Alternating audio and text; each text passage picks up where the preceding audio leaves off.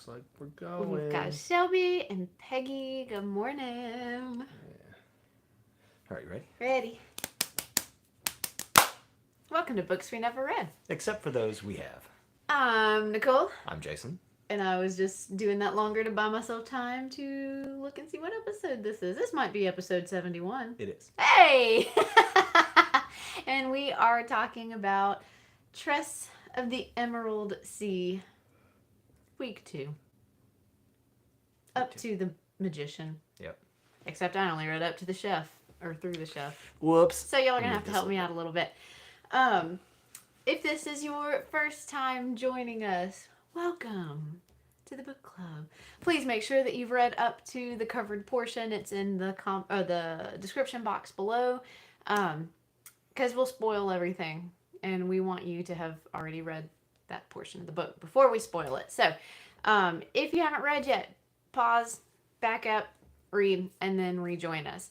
If you want to check out other things that we have read, we've got tons of stuff playlisted for you in the playlist section. And if you would like to hear us but not see us, then you can check us out on YouTube Music as a podcast. You can also check us out on Good Reads. We got something going on there, a little community at Books We Never Read. And there's one more thing I needed to say. Oh, if you are joining us live, please chat away in the chat section. And if you're joining us on the replay, chat away in the comment box. We love to see what you have to think about the book. I will be desperately depending on people's comments today because I read most of it and I really enjoyed it, but I feel like I'm not prepared. So I also feel not prepared. Ah! But that's okay. That's okay. We're all doing our best here. It's totally okay. Yeah. This is a great book so far. Yeah, I'm really enjoying it. It's so it reminds me of Big Fish. Never read that, I don't think. Not a book, a movie. Never saw that. Yeah, it's the Tim Burton I probably saw movie. it. I don't remember. It's I remember talking about Fairy it. Tale for a Grown Up. You've told me before that you've seen it. Okay. Okay, well maybe it's if you don't remember then you haven't seen it, and that's the way we should treat that. All right. It's very fairy tale-y, but it's I don't know. It's also beautiful. Shelby says her brain had a Hoyd-esque moment. While I was scrambling for words, or while she was scrambling for words. A Hoyd-esque week. Oh, a Hoyd-esque week. Yeah, a whole week. Oh. What that means is you were wearing socks with sandals. You were wearing bright white socks with black trousers. There was trying to see how many shades of orange he could wear. I love Hoyd. Gotcha. Peggy has lots of highlighted pieces, so that's fantastic. Great. We can definitely talk about all that. Yeah, please start popping them through the chat. I think I'd like to just talk about it from start talking about it from just like a story perspective. Well, I guess like we already are, and this is just fun. Mm-hmm. You know, it's I think it is starting to deal with some serious things. There were several parts of this reading that were kind of philosophical, Mm-hmm. and I don't want to talk about those too, but just sort of there was one part where he said he said something that was this is really bad. I hate when people do this, but he double said it in that sentence, and then the next sentence said, the only thing worse than that is when people restate the obvious or something like that. And he was referring back to his previous sentence. And I just love stuff like that. I think it's really great. There's lots of funny plays on words Mm-hmm. throughout the writing of this whole book. Speaking of how this section was philosophical, Mm-hmm. I like the part where it said, Tress would have made a great philosopher. In fact, she'd already determined that philosophy wasn't as valued as she'd assumed, something that takes most great philosophers at least 3 decades to realize. Yeah.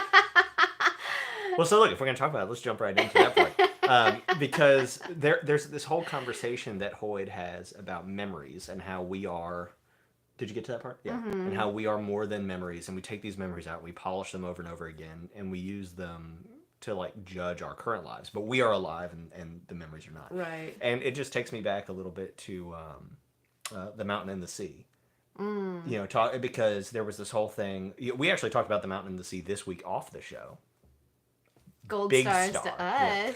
Yeah. But talking about like Platinum stars. we were trying to figure out like whatever happened with like Aiko's mind palace, and the answer is nothing. He burned it down, right? Yeah. And I'm not. I have some. We talked a little bit about why we thought that was in the book. It doesn't matter for the discussion today. But like ultimately, he chose that like these memories he had weren't worth like keeping, right? He burned it to the ground. He didn't want that part anymore. And we had this discussion about like if you can't remember, then you're kind of like unmoored from yourself, right? And we actually like said that, and I don't disagree with that. But Hoyd's point is that yourself is now and has really much less to do with your memories. And anyway, I'm just drawing a parallel between those, two books. Yeah. And I think the reason that this conversation is important is because there's another part where Tress starts saying she can't remember what Charlie looks like. Yeah. She can remember his painting or his like portrait a or something. picture of him, a static image of him. But she doesn't remember what he looks like. And, the more you remember something, the more you are interjecting like where you are at now. And, where was I reading? Was that somewhere I was reading something? It might have been in this book about, do you think we had like positive childhoods, or like, are we just, were we too young to know? Was that this book? Yeah, that was this book. Okay. I think I also read some stuff like that somewhere else. But, and then, like the more, that happens to people all the time where they think they had a good childhood and then like they become curmudgeon-y adults and they remember things and they start to think, well, like that wasn't so good. Those were the good old days back then. Or they turn them into something negative when maybe they really weren't. Yeah. And I say all this to say that I think that at the end of this book, she's going to rescue Charlie and decide that she doesn't want him. Because the person she is now is not the person that she is trying, and the person she is capable of loving now is not the person that she is now. Well, and she's already noticed that she's not the same person who came on board. She wasn't a wanderlust type of person, and she didn't lie to people, and she didn't, bother people with her questions. She's noticing all these changes about herself, and you see her questioning, is this a permanent change? Can I come back from this point? Yeah. And also very three body, right? Like at what point has have you like left your solar system that you were no longer human? At what point do you leave your safe space and you hit that point of no return? Very like to really bring it down to what the real I can't remember what the literary term is, but the real reference point here is very Plato's allegory of the cave. What you can't come back to the cave the same as when you left it. Sure. We talk about a similar sort of thing when you work with addicts, where like if you are like deep in addiction and you're like ripping people off and lying to people and abusing people and everything, at what point are you not that person? And there's no good answer, but at some point you have to accept that I am not that guy, because you can't carry that guilt around forever, and it should remain there as like a warning of who you could be. And so like saying I am an addict even if you haven't drank in 10 years, I think is important, because it is making a statement about like what you are capable of. If you say I'm a murderer but you murdered somebody 20 years ago, like you're not a murderer, you have murdered, right? But we bring it 20 that years ago and was never convicted of it then, but you're convicted of it now. I don't know. But like, what if you changed your life? I and know, now that's so hard. Yeah. But there are certain things in the past that we should bring forward to the present so that we can inform our future. Right. But there are some things that I think that we also need to leave back there. And anyway, but this conversation about like at what point is one person a different thing, and is that even like the right way to talk about it, or is that even important? Everything is becoming, nothing is. Little old Aristotle. I have a couple of pieces highlighted from that very conversation, and this is when she's talking to Huck. And he's like, "Don't you remember when you were a kid?" Yeah. Which yes. Hearing Huck talk really does make me think it's Charlie. He has this whole family. So did Charlie, and they were sent away, and he can't go home. I don't know, and it probably isn't, but there's just parallels there. Yeah. So they were talking about, maybe we couldn't see the troubles, or maybe we didn't want to see the troubles when we were young. Right. The way that the rose-colored glasses. I like in this part, we're seeing, okay, I don't know how he's managing to do this, but in the narration, we are seeing Hoyd's thoughts and we're seeing Tress's thoughts. Yeah. So, how does Hoyd know Tress's thought? That's the part that keeps, messing me up. But we have this, omniscient, limited... I don't know. It's weird. I'm here for it. I love it, but I don't understand how we're grappling with it. But anyways, Tress nodded. Beyond that, memories have a way of changing on us, souring or sweetening over time, like a brew we drink, then recreate later by taste, only getting the ingredients mostly right. You can't taste a memory without tainting it with who you have become. Right. And then Hoyd says, that inspires me. We each make our own lore, our own legends every day. Our memories are our ballads, and if we tweak them a little with every performance, well, that's all in the name of good drama. The past is boring anyway. We always pretend the ideals and the culture of the past have aged like wine, but in truth, the ideas of the past tend to age more like biscuits. They simply get stale. Right. Well, there's a reason the ideas of the past aren't the ideas of the present, right? Generally. I'm not saying people can't make mistakes or whole societies can't make mistakes. It has certainly happened, and in some of the books we have read. But, some things are... We do this, right? People always say, when I was a kid, we didn't lock our doors and stuff like that. And yeah, but you also had some other things going on, right? The world was like that because you ran people out of town, or whatever. I really think that a lot of times what's really cool about this book is Hoyd breaking the fourth wall. Is that what it's called? Talking to us directly. He says several times I've been to or I know what your planet is like. Yeah. But the things that the things he's telling us are I think things that Brandon Sanderson thinks about the way he tells stories, embellishing things and trying to create these truths out of myths and all these different things. And it's kind of interesting because it's sort of a philosophy of storytelling in these later chapters here. I had something else to say about Hoyd, and it's gone now. Man, there was something else Hoyd said that I thought was really cool. It's the part, I can't remember exactly what it is, but at some point somebody's like, okay. It's how does it rain or whatever? And he's like, look, if you're that kind of person, you're no fun at parties. Yeah. And I really respect that because I am interested, right? I love knowing the mechanics of fictional worlds. I like the map. I want to know how the magic works, and that's the thing that bothers me in Harry Potter the most. Is I don't understand why words have any. I don't. I want to know how people figured it out. What is the discovery process? But at the same time, I don't really care. And most of my favorite fantasy series or even science fiction series don't explain things. They're just here it is. And I really appreciate sort of the calling out of that. And so much so that when I was reading this part of the book, I had been on Instagram and I'd seen this post where some artist had tried to figure out how Godzilla could stand up in the middle of the ocean. Did you see that? Yeah. and I was just who cares, man? I get it, but also I think because if you get so hung up on those things, you can't enjoy it. Right. And it doesn't matter. Right. We're supposed to have that suspension of disbelief when we read things. Yeah. But then there's also just that curious part of us that wants to understand how things work, and because we are so caught up in a world of reason and logic, or which should everything is reasonable and logical if we choose to understand that. Right. When we read something that doesn't make sense, how can you not predict where the rain is going? Well, but at the same time, our world doesn't make sense. It makes sense to a point, but we don't understand how it works. Right. We don't. We can get so far, and if that's as far as you look, then it feels like it makes sense, and that tends to be where we stop.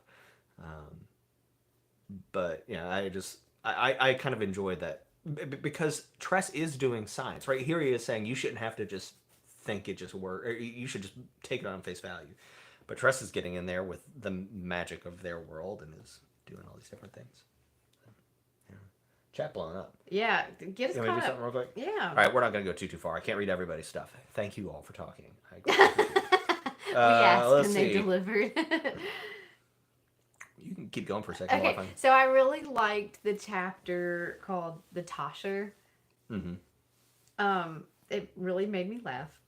But all the little lessons that she learned there. First, you don't have to move your umbrella to talk to somebody. Mm-hmm. And, you Yeah. dig enough, sometimes you just end up in a pile of... Yeah. That part was good. And then also the thought that, like, so the one guy decided to start taking 2 potatoes. Well, then everyone started taking 2 potatoes. Right. Well, and it's a matter of perspective, right? Like, he thought the answer was here, and then it's this whole thing, and then it wasn't, and then... Yeah. What's kind of interesting is I don't really remember, like, the exact point of the Tosher chapter, but the reason that they didn't have potatoes was his fault, right? Ultimately, there's a famine, I get it, but, like, it was his fault. And that chapter goes hand in hand with, towards the end, they have this storm that is coming to them, and they start talking about, like, a storm does not have, they use the word investiture, which is intelligence. And, and so we try to ascribe meaning to things that have no meaning because it makes us feel safe. Even if there was a God that hates you, at least there is a God. And maybe I can make him not hate me, so things will be better. Yeah. And that is better than being like, sometimes rain comes at you twice. Right. Yeah. Well, and the point of the Tosher chapter was to make, well, Tress doesn't know the Tosher. Nope. This is just It's Hoyd yeah. making comparisons, but showing us that Tress is realizing that she thought she was manipulating the captain to go to the Crimson Sea. Yeah. But then the more you think about it, like, you manipulated the captain to go somewhere the captain wanted to go. Right. So is it manipulation? No, she's just in a pile of poo. And I like that as Tress was reflecting on her conversation with the captain afterwards, even though she hadn't quite realized that she was the duped and not the duper, conversations with Captain Crow tended to leave a person with residual filth, emotional soap scum. I liked that line. Yeah. Josh makes a comment that he was surprised that Hoyd knew what the Cosmere was. And Josh, I'm going to let you know that Hoyd, I think, shows up in every single Brandon Sanderson book that there is, or at least in every series. He is not named in every series, but he is described, and he has a similar sort of character. And so if you continue reading, you should look out for it, because he is sort of Brandon Sanderson's, like, universal narrator. There are some other things that Hoyd says in this book that tie into other series. There is a part at the end of our reading today that confirms that Ulam is from another place, and they even name that place. And if you're interested in more of what Ulam is, that is the Mistborn series, but it's actually the Mistborn second arc, which I've never read. There, and part of, and you would not know this unless you've read other Brandon Sanderson, part of there's a play here on talking about the storm and being concerned about, like, is it aware and is it after me, and all that sort of stuff, and this conversation, it's a good philosophical conversation. But there is another series that has a storm that I will say seems to show intent, and if you're interested in that, that is The Way of Kings by Brandon Sanderson. But so there's sort of, like, there's little nuggets in here for people who have read other things, but otherwise it's a perfectly fine story. I saw something fly across in the chat. Somebody might be interested in reading more Brandon Sanderson for the Hoyt. Oh, yeah? just to chase Hoyt. Yeah, that's good. So there's Hoyd makes a comment that he was there, and, like, he tried to kill a god, or he was involved in a plot to kill a god. Yeah. And this is no spoiler because it is no Cosmere story. But what the whole point of the Cosmere is that there was this original god, and there's, like, a group of 8 or 9 people or beings, I don't remember, that end up destroying that god. And that is how all these other worlds kind of come into being. And so while each story is self-sustaining and is just a story about, like, this person on this planet, as you go, you kind of discover more about this background story. So interesting. Yeah. There's not enough time to read all the books that there should be read, It sucks. And they're thick. Yeah. Yeah. But I'm telling you, the one that I have listened to, or the series that I have listened to just in passing, was so great to listen to. It was very interesting. Just while we're like randomly talking about stuff, I love Tress's development throughout the story. Just, I mean, she's terrified of spores. It's like an identifiable feature of her character that she's so scared of these spores. And now she is the wielder of spores. Yeah. She has done a very dangerous wielding of spores with the black spores, and has extended herself through them to go and, sneak around and learn information. How incredible, and we talk about this a lot. Like, if there's something that you're afraid of doing, or something that afraid is like not quite the right word, but like in real life, if there's something that you're avoiding, because you don't want to deal with it because it's scary or because it's frustrating or whatever. Or it hurts, like or it physically hurts. painful or emotionally. Do it. Just run straight for it. Just get all up in it. I think that's something, I don't know where I developed that, because I think I'm naturally a coward. I think, but like, I don't know, like, at what point are you not a coward anymore? I don't know. But like, I really do live by that rule. Like, if there, especially with physical things, if there's something I don't want to do, I've got to go do it first. And even with like emotional things, if there's a conversation where I'm like, I really don't want to say that, we're just like, okay, I need to say something. And that's a rule we like really live by. And I guess that means you're not a coward anymore, right? Or that's like, if you fake it till you make it, right? I'm a big believer in that. Yeah. If you just act like you're happy, if you've been doing it for a year, like, you might be happy, man. Right. You just might be. So. Yeah. Well, and a lot of that's just everything's a mind game within yourself, and you've got to try to be the controller of that. And there's a lot of things that are outside our control. Yeah. Okay, well, there are some things within our control. Very few things. I can choose to smile right now, and eventually that'll convince my brain that, oh, I'm happy. Yeah. And then, the dominoes fall from there. And there's barriers to that, and it doesn't work in every situation, but generally it works. Well, it might be harder. I would say it does work in every situation, but it is more difficult in some than others. Yeah. I'm kind of just shooting randomly. Is that okay? Okay. It's your show.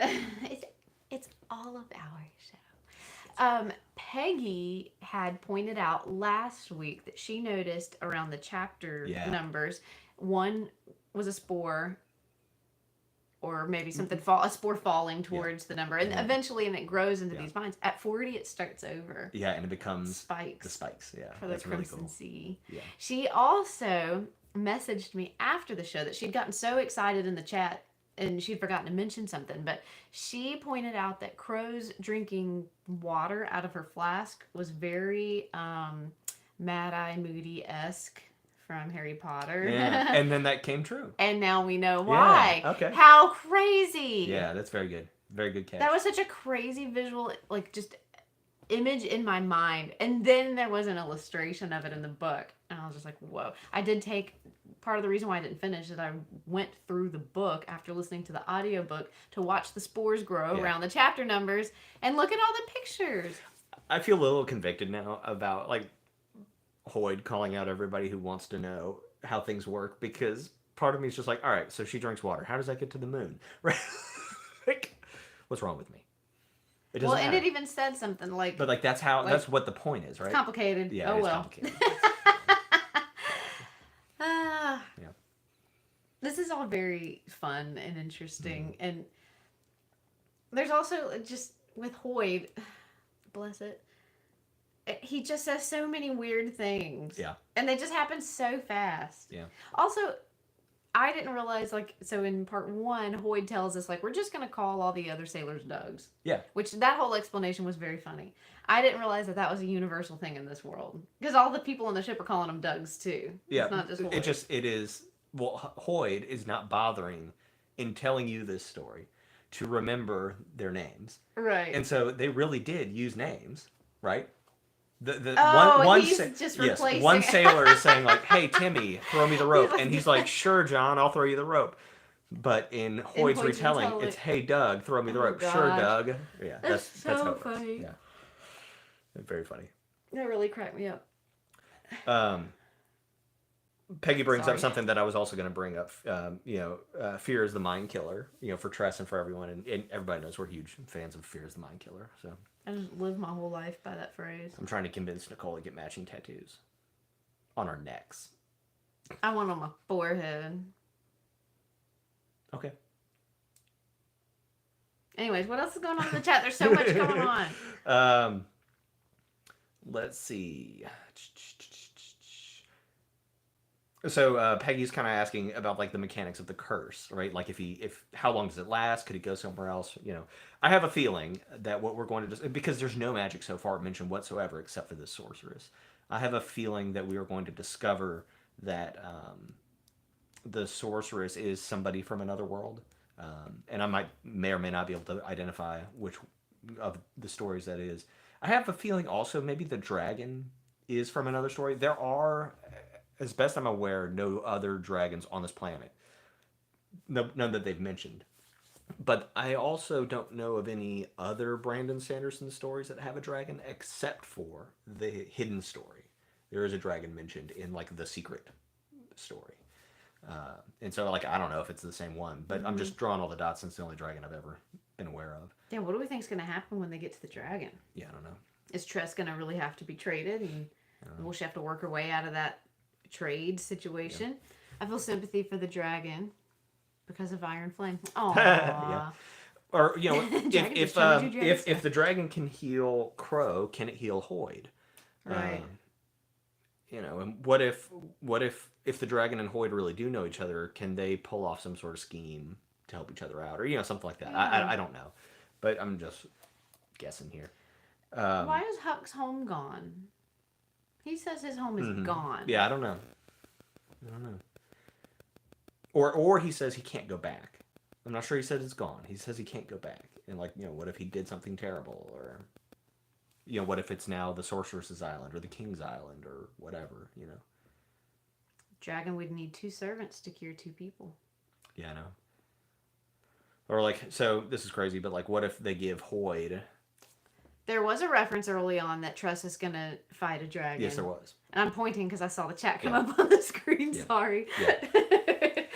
Yeah. So we've been knowing that there was a dragon coming out. And what I love, I keep thinking, this is going to be dumb, but I keep thinking of this in terms of Shrek.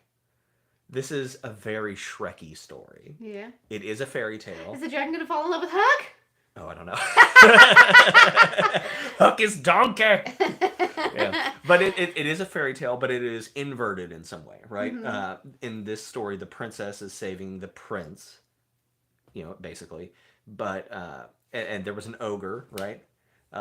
Everybody has onions. They have different layers. Tress has layers. There's sort of this King Farquaad situation going on. I love Shrek, by the way. They have to meet a dragon. They're doing all these things, and I'm just throwing it out there. This is just Shrek. Yeah. So. So much chat. Yeah, I know. I love it. I think so talking about the curse, I think the way that she's going about solving the curse is really genius, right? Again, we're doing science here. Mm-hmm.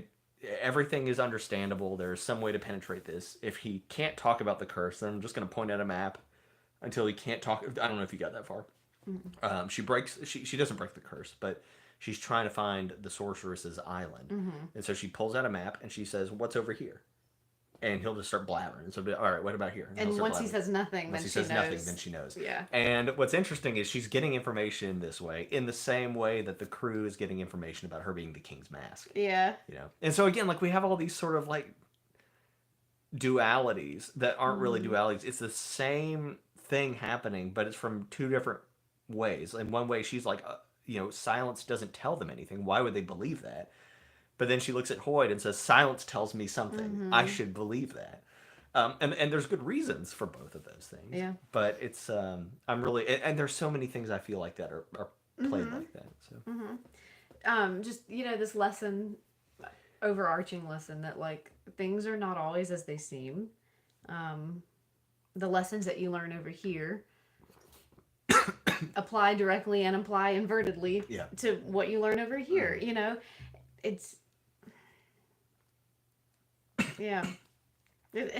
He's done a really great job with this. Well, and even in like Brandon Sanderson sat down and figured out how to make a water cannonball work, and he like describes in detail. I love that. He's like, we're not going to explain the rain, and we're not going to explain this other thing, and you're boring because you're asking all these questions, but I will explain how this cannonball works. And like, it's genius how a cannonball, like wow. Well, and this concept that like, you know, you do have to be willing to sacrifice a few spores in order, you know, to get done what you need to get done.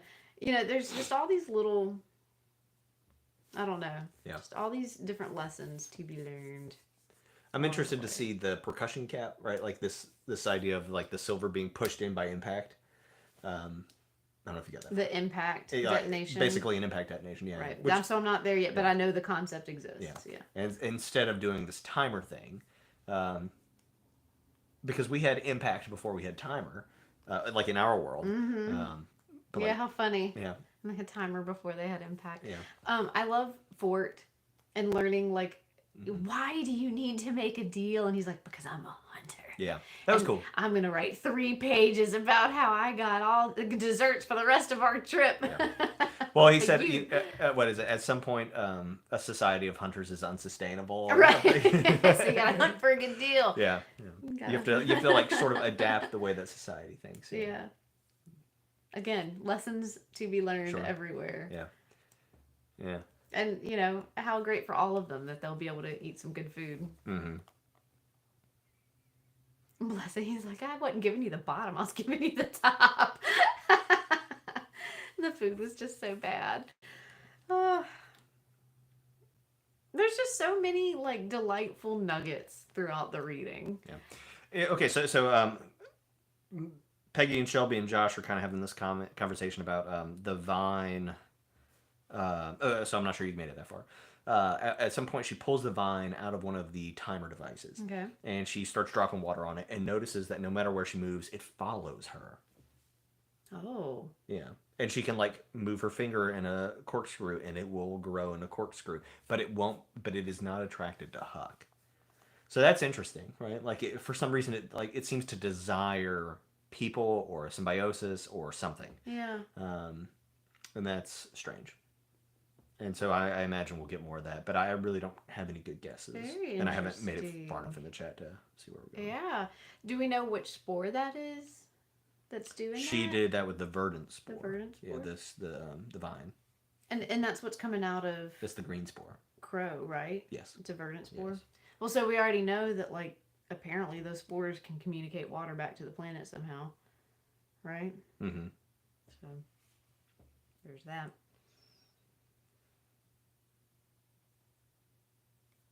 Let's see. I'm looking back for any more. Hey, okay, so now they're talking about the fact that they found out that Fort wasn't giving her the scrapings off the bottom. He's just like a terrible, terrible cook. Yeah. I was like, who said I was giving you off the top? Yeah, I know. Oh.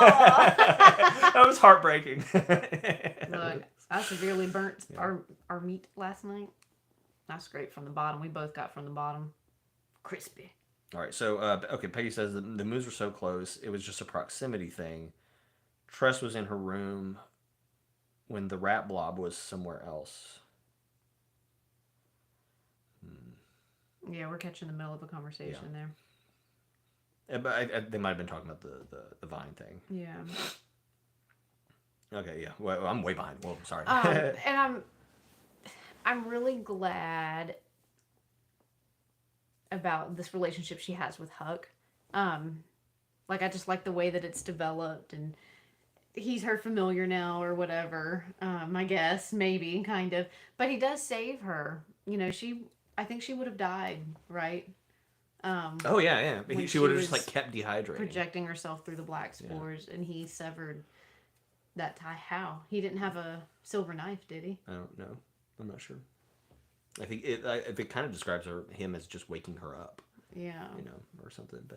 But also, it may have just... and so, it sounds also like she kind of ran out of water, so the connection severed, and then he rehydrated her.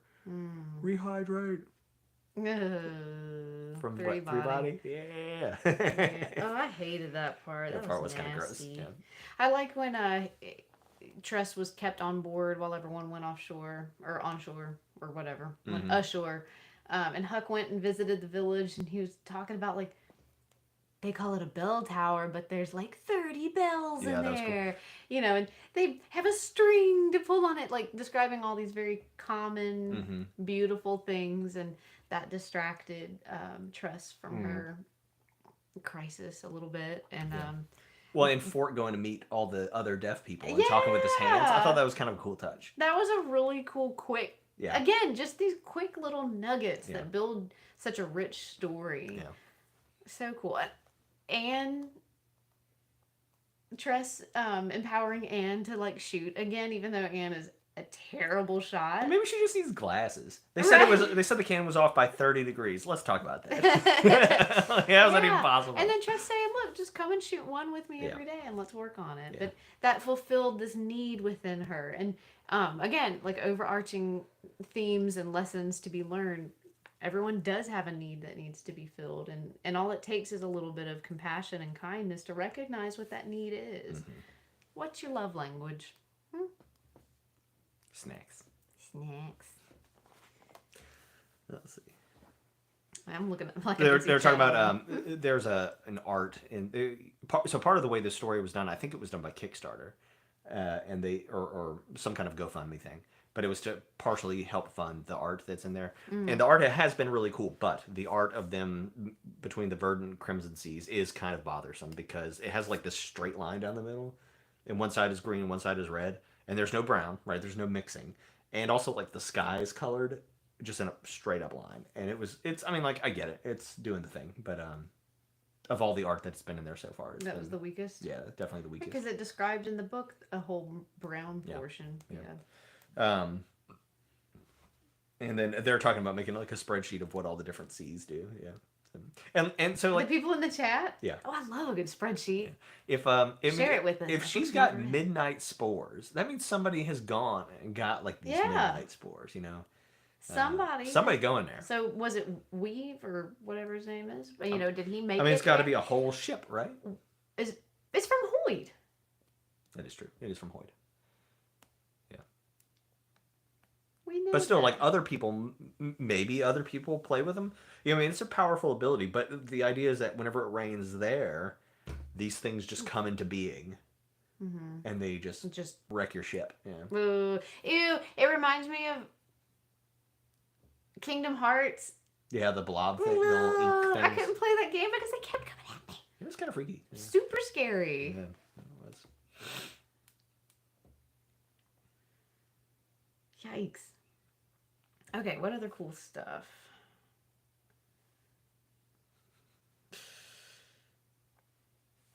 Just looking back through my notes. Josh is saying he wished there was a fight scene in the rain. That'd be cool. Right? So, like, you're trying to dodge spike spores and all kinds of stuff, yeah. Let me dodge raindrops. Yeah, you know, and I'm thinking about, like, you know, why they have these vine ships, and I get it, they're not trying to kill people, that's the point. But you can also make a spike cannonball and just blast it out there and then just have this, like, you know, that'd be crazy. Yeah. Do we think Crow will actually be healed? I don't know. Like, where's that storyline going?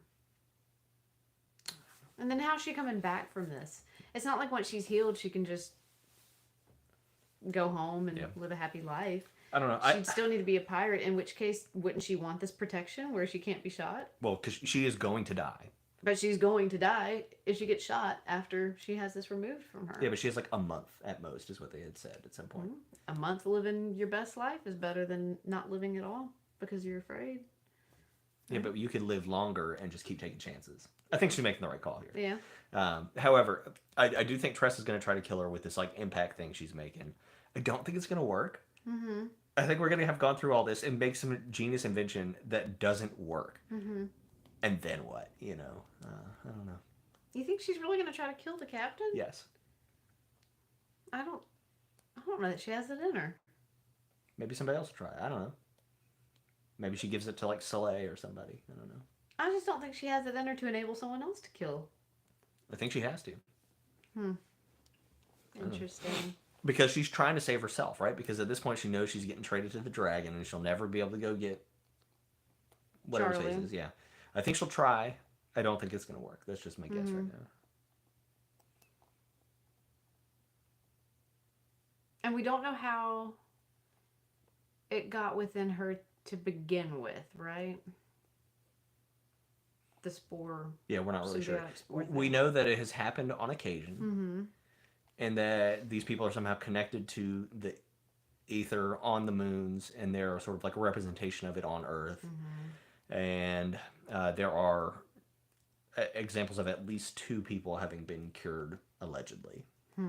So. Shelby's saying that maybe Crow has to stay to be healed, and it won't be like an instantaneous thing, and that's true. You know, or like, what if it's like you have to, like, we can't pull it out of you, but you can stay and be my servant, and I can like pause it or something. Like maybe that's what happens. You know, we can arrest its development, but you have to be here. Therefore, you will be the trade. You know, like something like that. What do you think you got to do as a dragon servant? Oh, I don't know. Shine its gold. Peggy's asking, what do you think? She said there's this conversation about the moon god. There's a couple conversations about religion actually in this reading. She says, is the moon a person or is it an original vine or what? That part was confusing. Shelby says the religions can't get together, so they have no idea either. I'm not really sure what's going on there. In all of Brandon Sanderson's other books, there are gods that are also often represented as people. Mm-hmm. And it's a little complicated, and I'm not going to say anything more than that. It seems unlikely that all of these moons are that. And this might just be some kind of natural phenomenon or have been set into motion by something like that has then like left. But, I mean, clearly the people worship them and, you know, think they're gods. But they can't agree on anything, so what does it mean?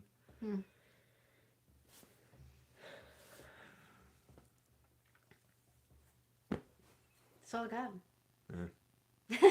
I gotta go finish. I gotta know. So today is the day that we're going to announce our next book, which Nicole has picked, and I don't know what it is. Maybe because Nicole doesn't know what it is, and she forgot that was happening. I can't decide between 2 books. All right. Well, within the next couple of hours, we will put out a short announcing our next book. We're gonna do it quick. We're gonna do it right now. All right. Well, I mean, not like now, but like right after this. All right. We got one more comment to read, and then we'll move on. Okay, let's do it. Peggy says, Ulam explains the ethers. So I might have to go back. The spores come from the OG moon things, whatever those are. Yeah. And this might be something that the author gives us more explanation of. But yeah, somehow yes, there's an original ether on the moon. But why are they all different? Like, what's going on? I don't know. So, Yeah, how weird. Definitely interested. At the same time, why don't you be interesting at parties? Announce it now. Do you know what it is?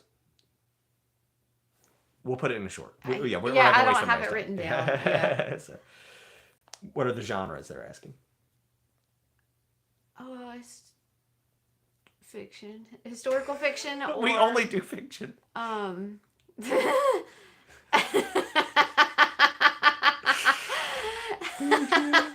Okay, so one that I'm looking at is historical fiction, and the other one I'm looking at is like kind of coming of age,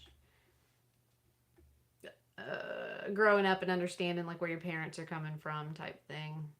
I'm probably gonna go with the historical fiction one. Okay. All right. So that one is the Heaven and Earth grocery store. Yeah. Okay, that's one that's also on my reading list. So it's the Heaven and Earth grocery store. I don't remember the author's name. Yeah. We'll put it out in a short anyway, so you can go ahead and be looking at it. But that is one I've been watching. Shelby says yes, yes, yes, yes, yes, but I don't know if she's saying yes, yes, yes.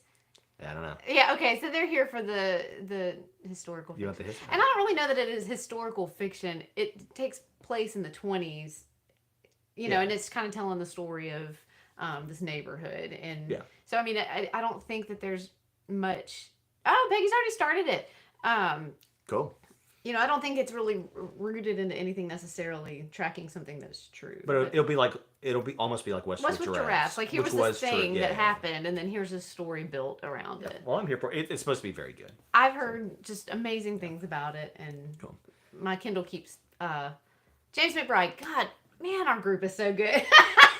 Guys, please go ahead and get your book, Yeah. The Heaven and Earth Grocery Store by James McBride. Other shows are like, I read the comments off my phone today, which is kind of a first for me. Normally I do it over here, but I wanted to be a little more centered. But like other shows will be Googling stuff and all kinds of stuff. And I don't want to take 4 hours of everybody's time though. So Right, yeah. we try to stay on topic. And cool. It was my BHM read. I don't know what that means. Oh, Black History Month. Read. Oh, cool. So Peggy has not finished it, I think, and so this gives Peggy a chance to finish it. Excellent. Yay! Okay, so we have claps. Yay! All right, guys. Thank you all for being here. We really appreciate everybody. That was really hanging out. fun. Yeah, I had a blast. I'm very much looking forward to next week, and I guess I'm looking forward to this next book. I can't even believe that we'll be wrapping this up next week. I feel like there's still I don't have a clear path of what's really happening. We're not close to getting Charlie. Yeah.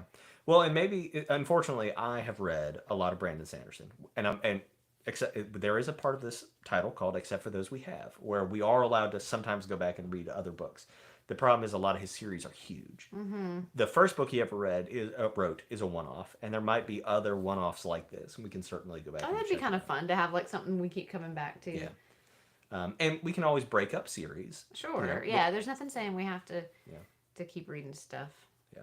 We'd have to do a recap. Thank you, Peggy, for giving a shout out to some of our newer contributors. Yeah. Golden and Josh, I think. Is that what I saw? Yep.